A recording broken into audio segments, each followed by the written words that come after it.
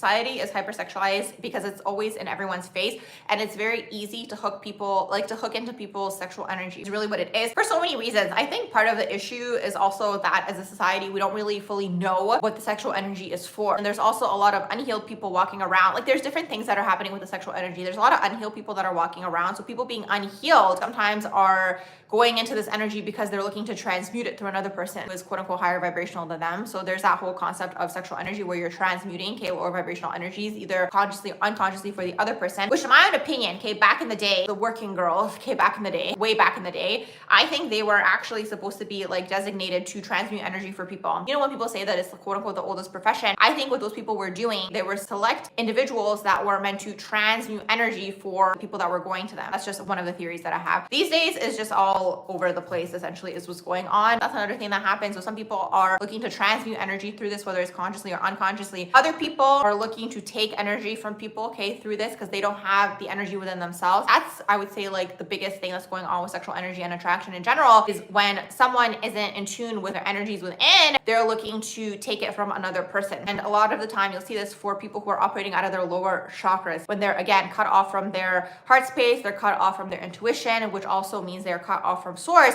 They're looking for someone to quote unquote like energetically feed off of. So that's another way the sexual energy comes up and the attraction and all these things. Other times, okay, it could be a little bit lighter, like it could be an energy exchange between two people. So yes, that could absolutely happen as well. And then also we have the whole concept of the demons. And I'm not trying to put fear out there, but like the entities and the dark energies that are looking to jump into bodies, okay, through this. It's just like, you guys, at this point in time that we're living in, we are living in my own opinion, like the most fragmented time, right? People are super unhealed and they are super fragmented energetically. So all these things are more prevalent now perhaps than they were before. That's another thing too. So it's really this. But the most fascinating thing that I heard recently, and this has been living in my head rent-free, okay, and I'm excited to share it with you guys. It's actually connected to Scorpio energy, and I can't remember where I heard it, okay, it was maybe a few weeks ago. So I heard this piece of information. They were basically talking about Scorpio energy, but I do believe this is probably prevalent for everybody, but maybe more so for Scorpio energy. They were talking about how Scorpio energetically is looking for the strength of the heightened point, okay? So they are looking for that quote unquote heightened point to be like strong, which makes sense because then I kept thinking about that and I'm like, okay, I guess this is why Scorpio ends up in taboo situations or dark situations or things that are just like these like intense experiences or just like a buildup of energy and emotion, because it kind of creates that strength energetically. But then I think about it more because there's obviously more to that piece of information, and it's like, well, why are they looking for the strength